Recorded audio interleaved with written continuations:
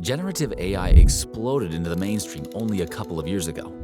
Almost since that day, there's been a palpable tension in the communications field about what it means for marketers. It would be hard to dispute that the technology is, on its face, groundbreaking. And while its capabilities seem to grow daily, they've also begun to feel almost commonplace. Now that we've had a little time to separate the technology from the hyperbole, what does the future of AI in marketing look like for those working in the space? Is AI the end of the creative field, a force multiplier, or just another tool to drive growth? Welcome to The Divide. This is a podcast featuring generational hot takes about the biggest issues in marketing today. I am one of your hosts, Ryan Haber. I am a Gen Xer, or as the kids say, an Xennial. That's halfway between Gen X and Millennial, and a senior marketing strategist who's been doing this in one form or another for about 25 years. And I'm Peyton Robinson, the Gen Z half of the podcast, and I am the social and content director for Catalyst Marketing Agency. Cool. Well, it's great to be with you, as always, Peyton, talking about a whole wide range of ridiculous things in marketing. Hopefully some things that our audience will be interested in today. And I think obviously a relatively hot topic is going to be AI in marketing. And I think we were sort of talking behind the scenes about, what to focus on and like what aspects of this to focus on, because it's almost too big.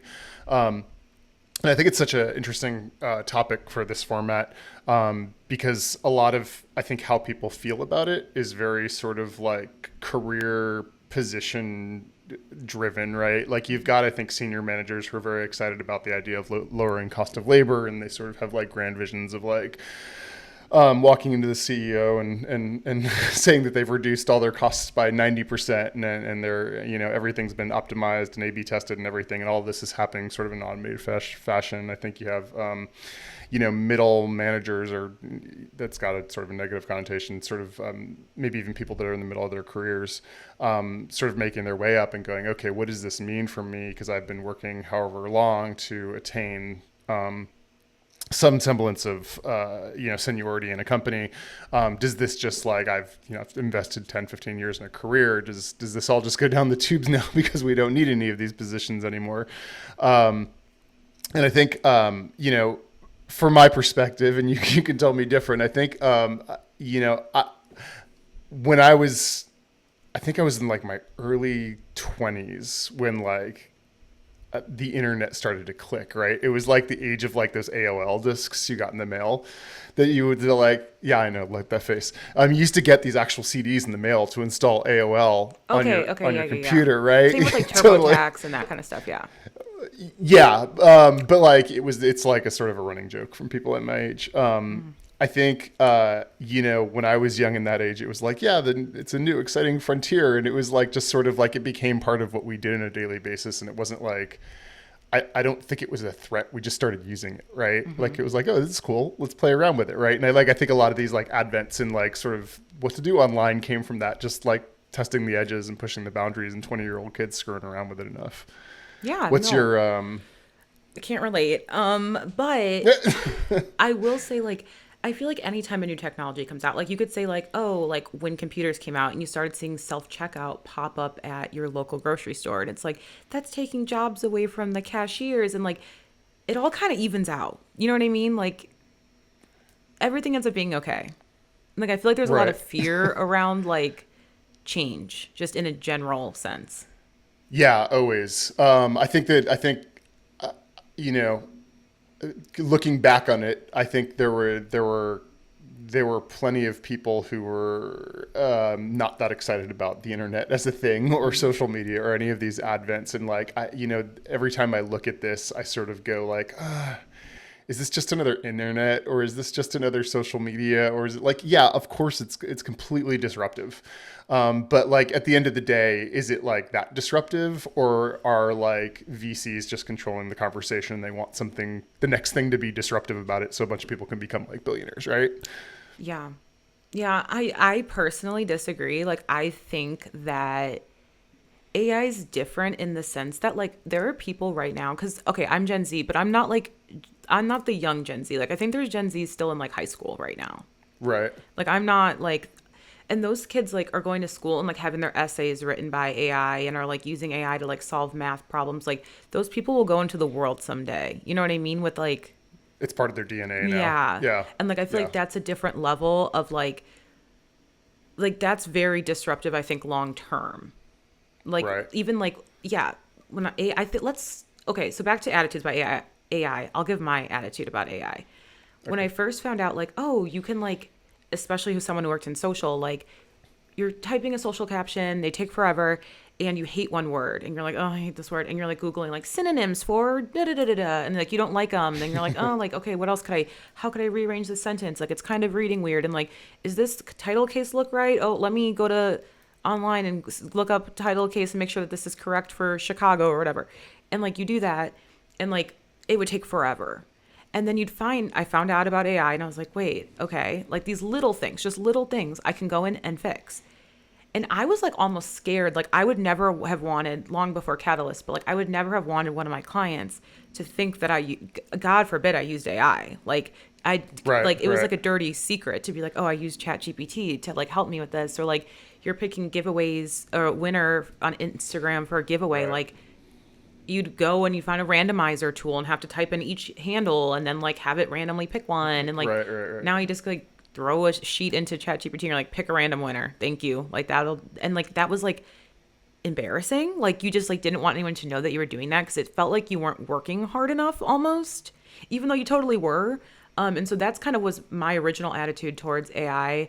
And as time kind of went on, like there's obviously those talking points that we've brought up, like for one, just like people that are at different stages in a company or have been in their career for a different amount of time are looking at things very differently in terms like of should we be using this? It depends also on the field, even within marketing. Like if you're in a creative field, people that are creative are like very protective over that creative process and like knowing that like something can come in and kind of like overstep. Or like if you're a writer and it's like, oh, people are just writing and throwing stuff out and I'm spending all this time and have for 10 years writing and like now theirs is just as good as mine with like not as much work. Like there's a lot of attitudes I think towards that as well. But I think for me, marketers should be embracing AI. That's my opinion, especially for tasks that require a lot of energy. And I think everyone in the company should feel the same way, specifically when like I think that this is the line for me is like, it went from being like, oh, I'm cutting out steps and like that's a bad thing to like, I'm cutting out steps. Wow. Imagine how much more time I'll have for things that are actually require my creativity, my strategy, analysis, like things I can do that take a lot of time. Now I have more time for those things versus time spent looking up synonyms for a single word. Right. Totally. Yeah. I mean, I think you sort of hit the nail on the head there. They, you know, I think a decent amount of the attitudes around this have been sort of like, you know, we came in and it was like, it was the search killer, right? Mm-hmm. It came in as almost this very threatening sort of aura, mm-hmm. and there's still a decent amount of that there. But you know, when at the end of the day, I think you're talking about a net new tool, mm-hmm. right?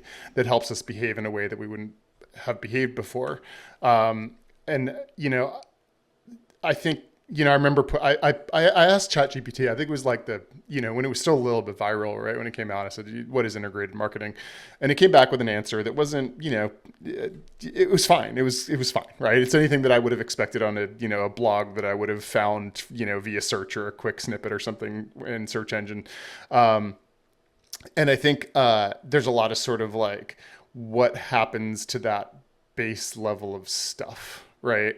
What happens when that isn't when there's an automated device handling that? And I don't know that it like cuts out jobs. I think it makes us more capable of doing a lot more work, right? So like I think that it shrinks the marketing ecosystem, but I don't think in the way people think, right? Like I think people are coming in going, yeah, like they're going to cut half the department, and it's not really the way it works, right? Like I think it's going to shrink the number of people you need, but it's also going to create a lot more possibility around that thing, right? Yeah, and so like as a paid manager or something, it's like, okay, I'm doing the work of 1, 2, maybe previously 3 people. Now I can launch a program that I've been dreaming about for 2 years. So I don't like, of course it's sort of like how you look at it as everything, but I think there's also a lot of opportunity there.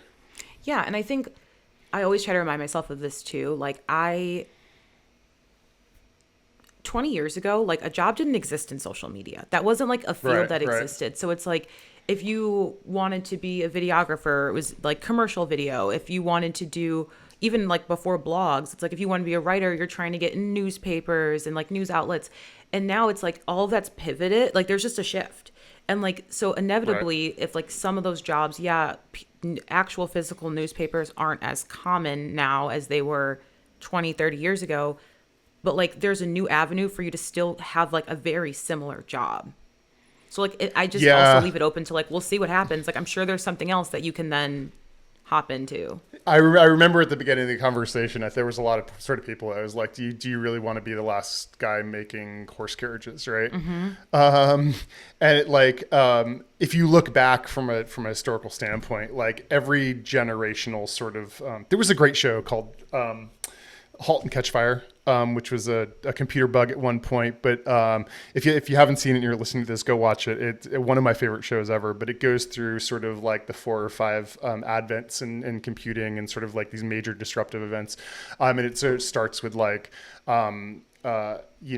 personal computing at IBM, right? And this is like back in the 70s, right? When the computer was the size of the room, and it follows these 4 or 5 characters through sort of each of these generations, right? And like, I think that, the first season really covers that era. And then you see these characters sort of come back together around, the advent of the internet, right? And then you see them sort of come back together around social media, and they're all in this like venture capital community. But it's super interesting. But you start to look back around these patterns around technology, going back to the horse and buggy, right?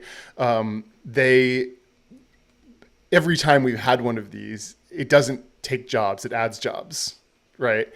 And like you were saying, like, I don't, social media didn't exist 30 years ago, 40 years ago, whatever the thing is. Is everybody in the future a prompt engineer? If that term is still being used at this point, I don't know, but certainly, I think the vitriol and the sort of like anxiety around AI, or generative AI at least, is, I think it's easier to sort of sit in the fear than it is to like jump on the bandwagon to figure out how we can use this thing to improve. And I think each of those people who are different stages of their career are sort of handling that news a little bit differently, right? Yeah. I think specifically in marketing from a creative standpoint, you've got some people that have very real and very right gripes, right? Like you've got the New York Times in a lawsuit with OpenAI right now about sort of like the validity of them crawling their entire database to create stuff, and then who owns that content, right? So I think there's some very real questions out there.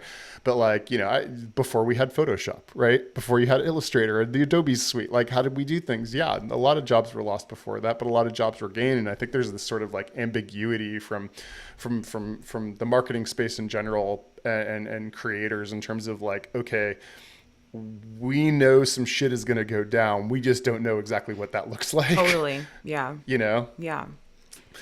I think it was funny that like one of the first things I heard ChatGPT being used for was like, it like was really like the white collar people started using it, right? Like it was people using it to like replace lawyers and no, I didn't know anything about this.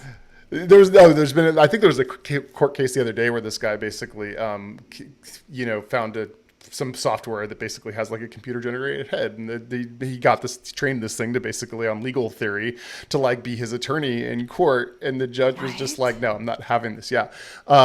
But like, there's been a lot of stuff where like, okay, people are using it to like, law firms are using it and it's citing like legal briefs that don't exist. Right.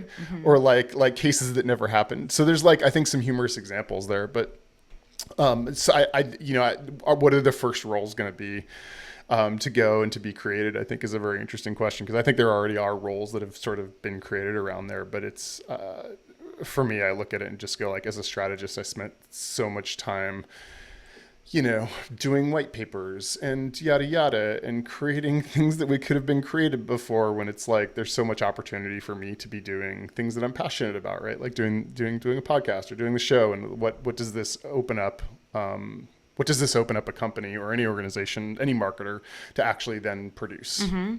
Yeah, no, I agree.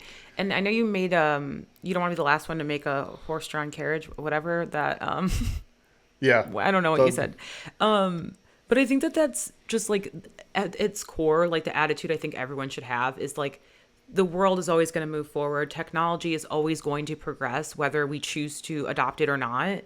And I would much rather be on the side of people that decided to just dive headfirst into something in 2024 than in 2034 when you've fallen behind and you don't know what's going on and or how to use all these tools that now your competitors, if you go to a new company, your coworkers, everyone else has been using these for 10 years. You don't want to be the one that has no idea what's going on, or your company to be the only one that's not taking advantage of these tools while everyone else has taken advantage of them and is now finding other areas to improve on and get ahead of you.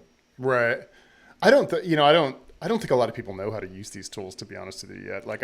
It's a very strange experience. I think there's so many who are just sort of like, I think I might be able to do this with that tool. I think, and Lord knows I've gone in there a couple of times and been like, hey, solve this problem for me. And it's just a terrible job. Right. Yeah.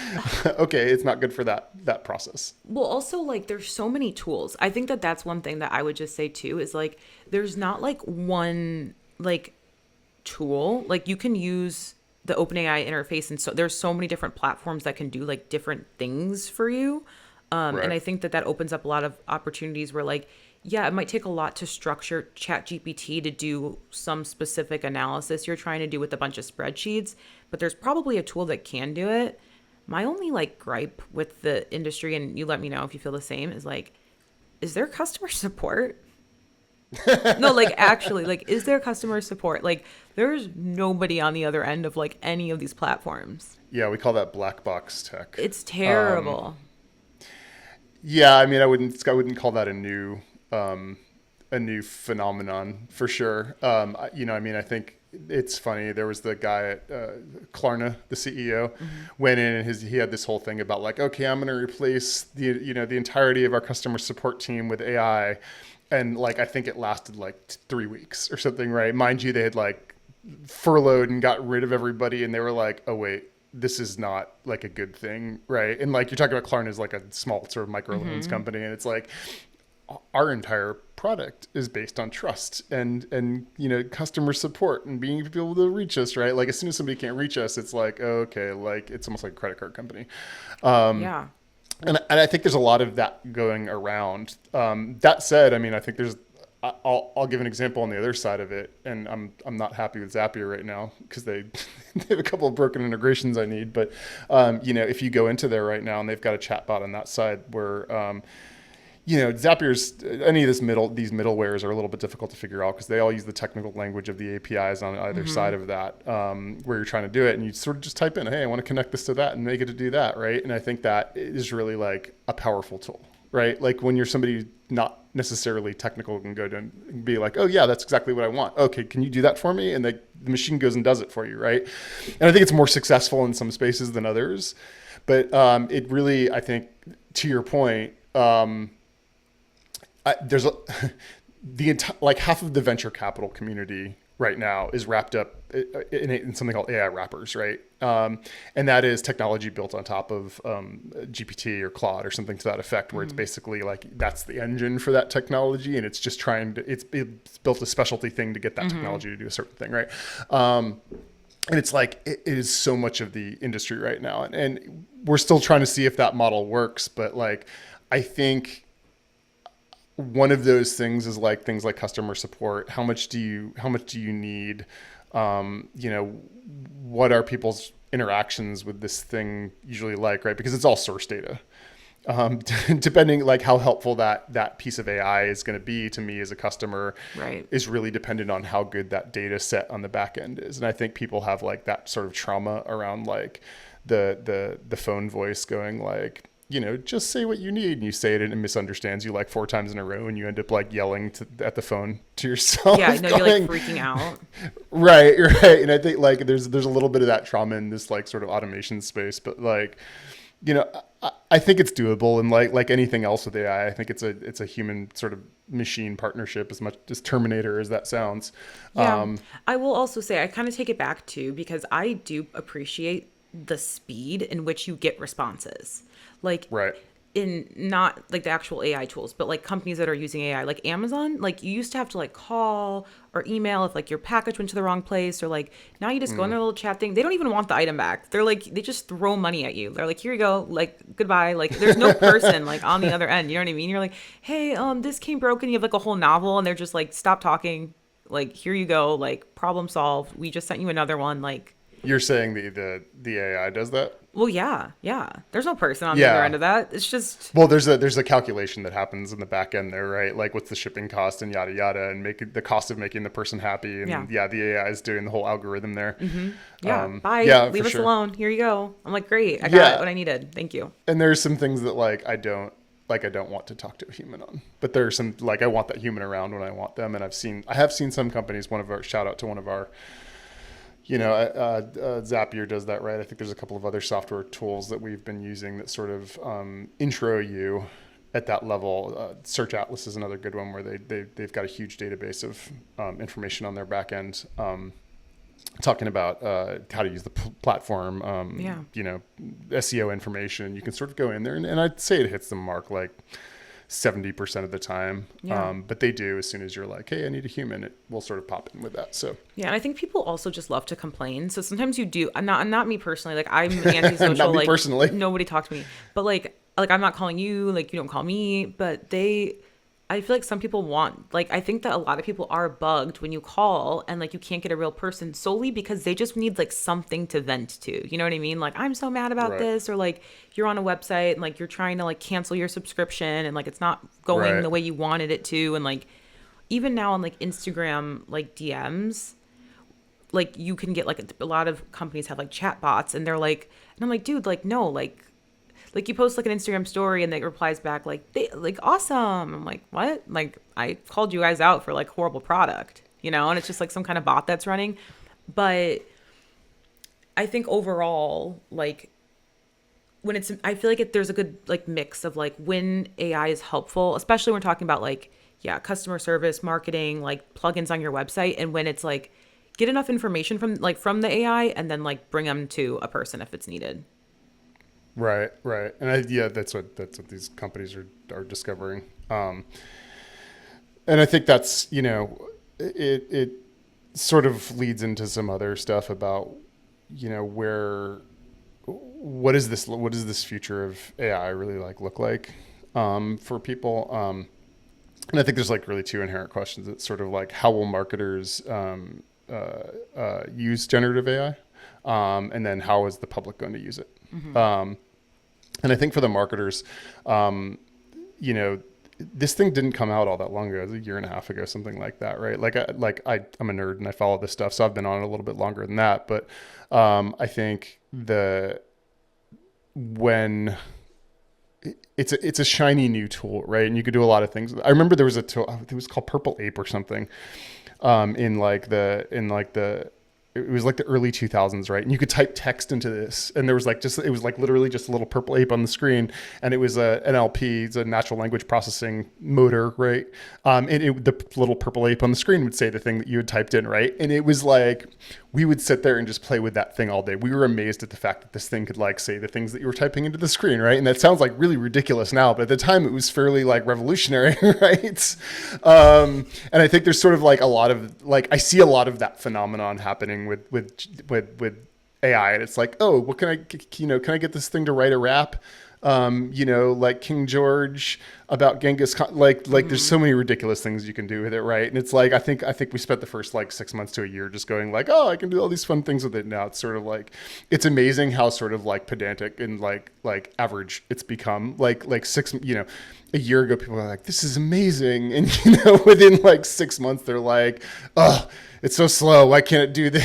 Yeah, And you're no, talking about you're like this sitting there, groundbreaking like, technology. yeah, you're like waiting for an image to be generated, and you're like, dude, like it's been like 30 seconds. Like, what is taking so long? Totally. And that like that warm up, I think we're like honestly just starting to come out of that. And like I was saying earlier, like I don't think a lot of people like know what to do with the technology yet.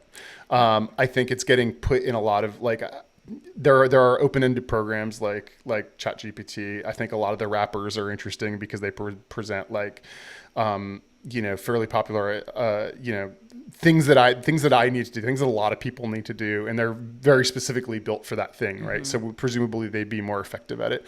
I think we've talked about things like AI agents, which are essentially things that can reach out and touch other programs and do things for you, like schedule reservations and do the things and act as you in all these platforms. But like there's not I think we're just touching the tip of the iceberg at a time where this technology is sort of sprinting forward at a rate that we like can't really keep up with. Yeah, and I think something that we're starting to see a lot of that I really like for AI is like hyper personalization. There's so many websites that now are going off of like straight consumer behavior, and it used to just be like cookies, whatever. Now it's like you could take it so far where, like, for example, like I know in the dealership world, like automotive world, there's like dealership websites that they're all connected to each other, and if you looked up, like it's a dealer group or whatever, and they have a red convertible you looked up, not only does that was Toyota you're looking at, now you're on Hyundai, and it's also showing you red convertibles, but it's showing you red convertibles in your price range we know it's sunny where you live, so you'll want one with this kind of sunroof. Like, that's really cool. And like, I feel like it just, the hyper personalization and getting like being able to actually create like the customer experience that like everyone's dreamt of, but it's like, oh, there's like no way to like actually like do this thing on our website now exists and isn't so far off as like something you can actually do. Yeah, and I think we're it's funny because Google made an announcement that they were calling off they had this plan to deprecate cookies by like 2025, I think, or 2026. I think it was 2025. Yeah, cookies were just going to go away, and they were like, no, sorry, canceled. And it was this fairly big thing in the sort of marketing world where it was like, hey, we can pass information from sort of like one website to the next because we know that you behave this way somewhere over here. It's like AI really, so I mean, I think like, again, like it's one of those applications where a piece of AI can sort of like track your behavior on a page and build an independent customer profile of you very quickly, by what you're hovering over, what you're like kind of questions you ask, what pages you visit, and sort of begin making, broad references. Okay, I know this person has looked at these 3 pages, and we know that other people who have looked at these 3 pages can do that, and then sort of making those connections very quickly. And I think it speaks to something that like, when we think of AI, it's like, pretty copywriting machine sort of thing. But like, I think the real power of it is like sort of like lost on a lot of people. What this thing essentially does is allows us to talk to data, right? And that's pretty cool. I think, whereas before you look at something like Google Analytics, right? I think before having to have an analyst go through what amounts to a massive amount of data, how many people visited your website, where they went, how much time they spent, what their page depth was, all these things, right? You've got hundreds of different variables. And all of that essentially goes into a SQL file, which is a really big database. And you have AI being able to spot the trends very quickly in those things in a way that we wouldn't have been able to do before. So being able to maybe go into your GA account or something like that and say, hey, what's my biggest backup? What's preventing sales, right? And I don't quite see that technology there yet, but like for me, when I look at this ecosystem for marketers, I really think of like, sure, it can do the pretty like spitting out like images thing that it does. And I think that's great, but I don't think that's what it's really great at, right? Like, I think that's more of like a novelty. I think the thing that it's really great at, especially for us as marketers, is saying like our job is essentially sifting through and responding to different types of data, right? It's, how many people like this or want that or do the thing. And it's like, that process is fairly slow. From us being able to A/B test and get that through and then make a managerial decision, where you're having something that's sort of speeding that up and being able to help you interpret that data a lot more closely. To me, that's the most promise. Agreed. I think that that's something that's definitely I see as like when I think of like the future of AI and like where things are going, like predictive and proactive marketing of like, instead of reacting to customers, which is what we all do, we do our best to try to do things proactively, but it's hard because everyone's kind of different Right. and we don't really know everything, and like all of our tools don't talk to each other and it gets just disjointed. But the difference from reacting to customers, instead of that, we know what they're going to do before they do it. When is someone most likely to buy something? What products or services do they not know they need yet, but we know that they will eventually purchase? Right. How and when will customers churn? And, giving the companies a chance to save those relationships before they end. Just based off of, they've been looking at these websites. They spent this much time on your website last year. Now they've only trickled down to this much time. Like there's a lot of things you can do. They've only spent this much time in the dashboard. They used to spend more. Like they used to go to your webinars. Now they don't, but they're still a customer. Like there's a lot of things that we can kind of see as like indicators like, hey, something's Right. up. And one of Right. these things being off doesn't mean a lot, but all of these things being off together, like that's a red flag. And we need to reach out to this customer. Yeah, and being able to spot those challenges, sort of, like you said, preventatively, like being able to understand, to see them and respond to them rather than react to them is super important. Yeah. Yeah. So I think that is all we got for today. We are adding another section here called Hot Takes.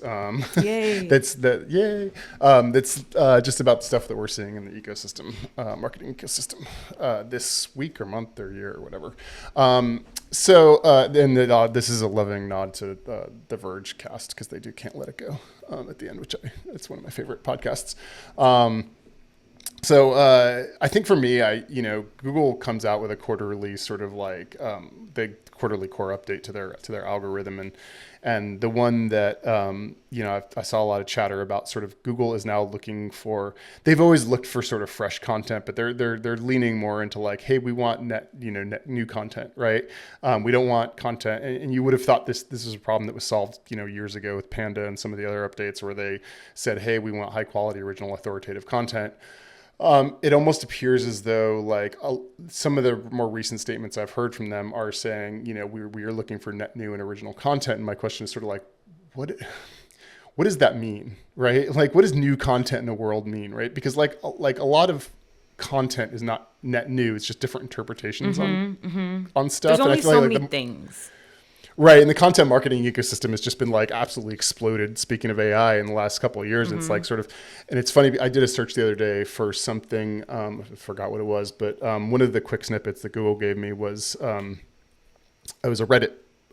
Somebody posted something in Reddit. Right. So I went in there and I clicked it, and then I went over to the Reddit post, and it was a guy had literally, somebody was asking the definition of something, and the guy had gone in and he had asked ChatGPT what the definition of that thing was. ChatGPT had given him an answer. He posted it in Reddit. So it was like, hey, ChatGPT said this, right? And then Google had picked that up as like the quick snippet for its thing. So it was like this big, like the snake eating its own tail thing. Literally. Where it's, Google's looking for this original stuff, but like at the same time is like, I think from an AI perspective, one of the I would say the downfalls that AI has, as much as it can, it has a hard time creating net new content, right? Ideating, thinking through problems that hasn't existed, because it's basically basing all of that on things that have happened in the past. It can do it at sort of like a low level, but not very well. And I sort of wonder, like, everything is built upon something else. So when Google says, hey, we are putting a bigger emphasis on non-AI generated, sort of spammy content or not spammy content, what does that mean, right? Because there are only so many new things happening in the world. Right. And if you're not the first to talk about something new, then it's it's still not new. Right. Because it's like right. everything came from something. If something comes from the news, a current event, like it already exists in some form before you talk about it. Right. Like, and I just envision like the back office of Google, maybe for the past year or something, it's just been sort of scrambling to like, how do we amend the Google algorithm to sort of like, prioritize sort of, human driven content when like so much of the human driven content is just like reprocessed. It's not anything different than what AI is doing to some degree. Yeah. And even to like, I get a lot of, I don't know if this happens to you too, but I get a lot of like search, like if I search something random, like super random, like why is my dog's ear, like he keeps scratching his ear? Like it always Right. takes me to Reddit. Like Google loves Reddit. And like, I'm sorry, this isn't this isn't legit. This is just someone saying like, oh, I put like bleach in my dog's ear. I'd recommend that. Like, that's your recommendation for me? Like that's my top search result is to take me to Reddit. So random people, like I know I want to hear from like an article from like a vet. Yeah, there's been a lot of debate. That started about, I think it was 6 months, maybe a year ago, where they got, there was essentially a partnership, right? Google's paying Reddit for a lot for the data to help train Gemini. And de facto, one of the things that's happened is like Reddit answers and content there have been sort of like boosted in the Google algorithm, which is, you know, I think interesting just because, like you said, like what makes this authoritative, right? Like I can appreciate that you're using it to sort of scrape how humans talk and NLP and all that good stuff, but like what, you know, like you said, I'd rather just hear it from a vet. Or whatever the right. thing is, like, yeah, like, oh, like, I don't know, I'm just trusting, and it's all like anonymous. Like, I don't even know who, like, we have no way of like, there's nothing behind this. Just Right. like random. Right. Well, I mean, I think before you would, you know, this is what backlinks are about, right? Backlinks are a marker of trust. And you know, we're now pointing to Reddit where there's all sorts of backlinks, or there's effectively no backlinks, right? It's somebody just posted something and it sounds well put together. So what are we basing it on? In any case, I am trying to figure out what the hell Google means by by original content now. You should ask AI. I just exactly. And they all Just go in a huge circle. right, totally. So what's yours? Okay, this is something that I thought of it specifically because we were talking about AI today. And I just like had to talk about it and vent. So it is AI influencers. Does this mean anything to you, Ryan? Synthetic influencers. Okay, is that what Yes. I don't know what that means. Is that the same thing? So no, this is a thing. This was Instagram started doing this thing where they started like they came out with like I think it was like 4 or 5 different personas and they were like AI driven and and you know I don't know what they were thinking. At Meta was like, oh yeah, people are going to want to interact with these like fake people, right? And they all had personalities and on the back end of them, and I'm just sitting like it got immediate backlash. People were like, what is this ridiculousness? And I've like since then I've like my immediate thought was synthetic influencers. They're trying to like come up with like cartoon accounts essentially that can sell you things because they don't like what TikTok's doing. Yes. No, essentially, yes. Okay, so there's this girl, Little Michaela. Well, girl, it's not a girl. It's Little literally Michaela, no okay. one. Like, it's not a Right. person. Right. There's this thing on Instagram called Little Michaela. She's been around for years, though. And she was built by the company, like the tech firm Brood, B-R-U-D, Brood. And she has 2.6 million followers on Instagram. So she started off just being like a fake generated person. And this has Right. like been years, like probably since around COVID. Okay. And now they use AI with her. Like she can like talk, she can move, she can do things. The weirdest part of the whole thing is that like she does sponsorships. Like she takes it's not a person. Like it's very, very bizarre. And to me, like, I don't know. The influencer marketplace is like it's a whole separate thing, but there's a lot of opinions that like you are watching someone on social media because you feel a connection towards them in some way. It's like a parasocial relationship. You know, you're invested in their lives. You like their dog. You think they're funny. They taught you something and you like the way that they taught you it. Like there's something behind it where it's like, this is not, it just feels very inauthentic. And it's just like a way, to like, whether it's Meta or just some company that makes an influencer that loves talking about their energy drink, like it just rubs me a really weird way. Yeah. Because it's just like, well, why? There's no, we preach for years what people love in the internet, social media. It's authenticity, right? It's relationship building. It was the Meta's like tagline or whatever. Facebook's at least tagline when they first started was like, you know, bringing people together or whatever. It was their whole thing. Yeah. And if half of those people you're bringing together aren't actual people, Well, like how do you see? Like, why do people follow that? Like, what are the interactions there? So like? they have like a personality is the thing. Like they're Right. clearly well built out. Like they have interests, they have like certain things they like, certain things they I don't know. It's so weird. So I think Right. people like that, but I know that also like people are falling in love with like AI bots and like I just have a hard time Mm. processing that. Like personally, like it just I'm very weirded out by it because it's like that's not a there's nothing there. And it's like these Right. influencers like if you see a celebrity in person, you're like, "Oh, I finally met Michael Jordan, like that's so crazy. Like I've looked up to him my whole life, and it's like Right. the youngest, like the kids now that are on TikTok, like when they grow up, are they gonna fall like, are they gonna become enamored with the lives of like fake people, and then like, what do they sell you? Like, is there a concert where there's no one there? Like, how do you like how where's the next like the evolution of this process? Because these people are actual fans of someone that does not exist. Well, I mean, if you think if you go back to cartoons, right? Like, I don't, we were all 9, 10 years old getting sold stuff by, you know, whatever. Our favorite cartoon. I remember Captain Caveman was a big one on the USA Cartoon Express. And I know you've never heard What this. USA Cartoon Express? That's a website. I mean, it's a show. No, this is the USA. It used to be a channel. I don't think it exists anymore. And they had this thing. It was just 4 hours of cartoons or something in the morning or afternoon or whatever it was. But like one of the shows was Captain Caveman. My Gen Xers will stand up for me there. It was ridiculous. Anyway, I remember I specifically remember like commercials with Captain Caveman. So they took him out of like that sort of scenario where he was like Captain Caveman in the show, and they like brought him in to like sell Wheaties or whatever the thing was, right? Yeah, And like that's true. Yeah, I'm totally creeped out by it too. But like, is it different? Now that you say that, it's kind of weird because it's true. Like I grew up in like the SpongeBob generation, like Rugrats, SpongeBob. That was like my age. Totally. And Yeah, like yeah. there was like commercials, or it would be like like anything used and to sell everything. everything. Yeah. Yeah. And like there would be and that wasn't weird at the time. But I guess I still feel like it's kind of different. Like because one is like a voice actor behind Right. a mic somewhere, and one of them is no one.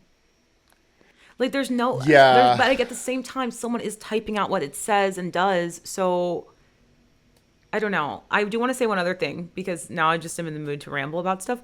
So have you seen, I think it's by The Cut, but they have a dating show, not even a dating show. They do like these shows of like, guess which of us is blank, which one's a whatever. It'll be like some random thing. Like Yeah, which yeah. one of these people Real is or- single and then which one's taken. And they Okay. did one where everyone was behind a wall and they could only text. And you had to figure out in these texts who was the AI and who was the person. Right. In every episode, the AI won. Like it didn't get out. They were kicking each other off before the AI. Right. Right. So maybe like this fake influencer persona, like I don't know that they're necessarily like you give it a vibe, you tell it what its interests and how he or she talks and all this stuff, and then like maybe it just runs. Like maybe they don't have to come up with ideas for it, like what to post. It just comes up with its own ideas. Oh, they are. Yeah, that was what the whole like Instagram really? experiment was about. Yeah, it was posting its own stuff, but it would like it would come up with like images and here was a day in my life, right? But it was completely made up, obviously, because there was no day in their life. I think the difference between like the sort of the cartoon scenario and that scenario is this whole like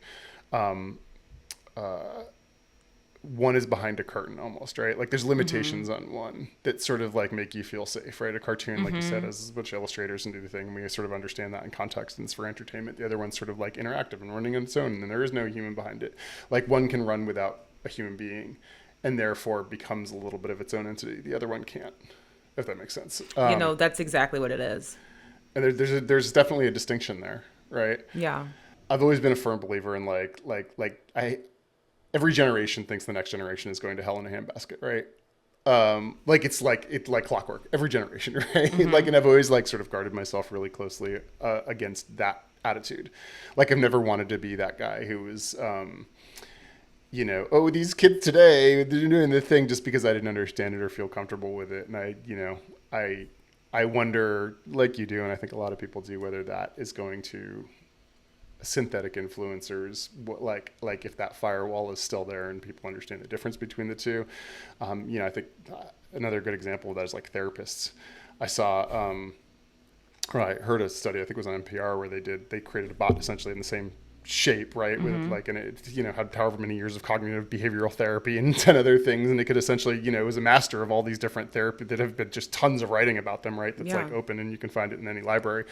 But like they made this sort of like therapy bot that people had started talking to, and they, ran, it's not a huge study, 500 people or something through this thing. And they, there was like something like a 20% improvement in like 80% of them, just in like their mood all day, right? Because they were just running around talking to this therapy bot, and you sort of got to wonder about like, hey, is this a bad thing or a good thing? Like I ask myself that daily. Like, no, I think people getting help and people feeling happier and being able to like work out whatever's in their past is like an amazingly good thing, right? But like, is that human? Yeah, at what cost? And is there a cost? And I don't quite know yet. And it's, it all sort of comes back to this like, it feels bigger somehow than the internet.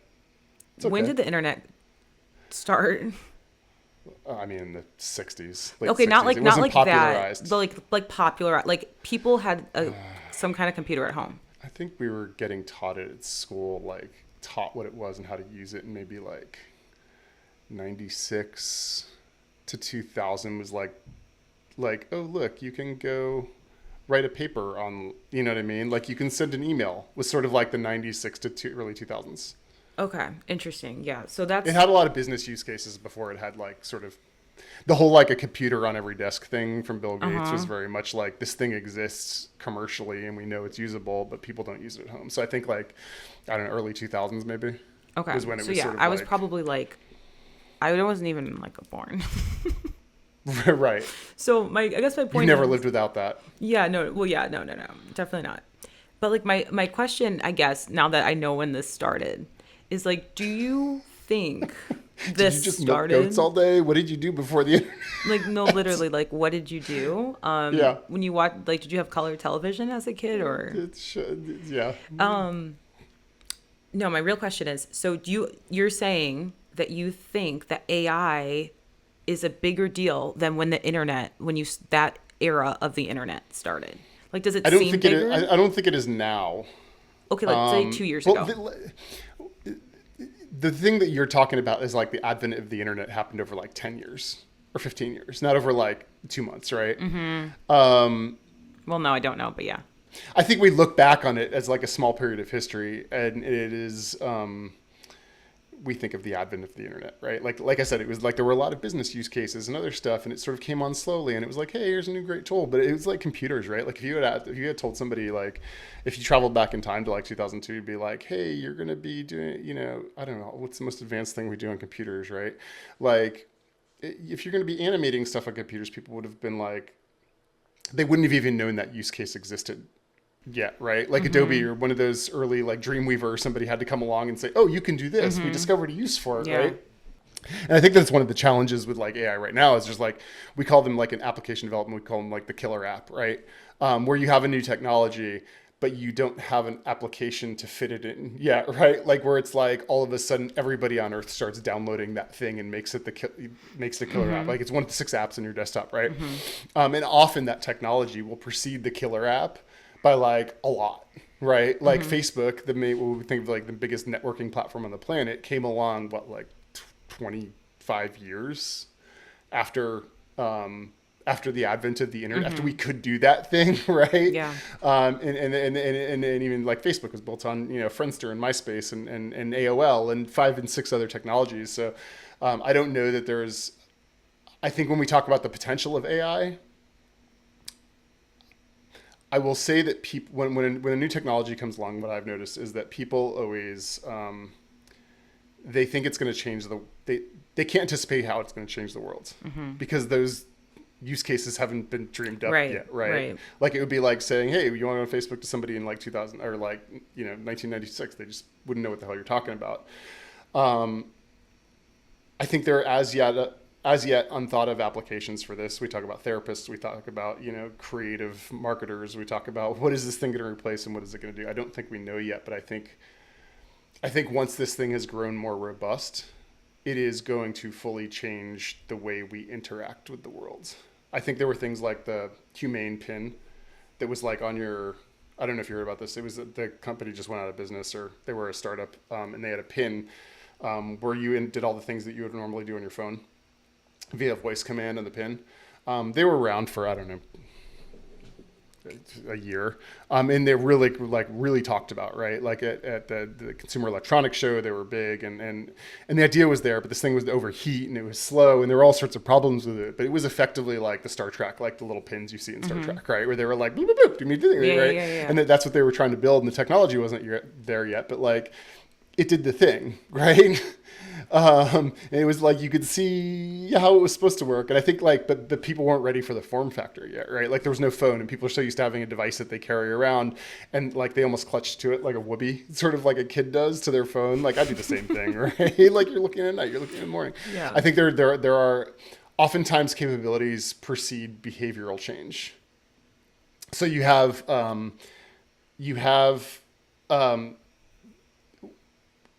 the AI needs to be put into a form where people are going to go, oh, holy shit. Mm-hmm.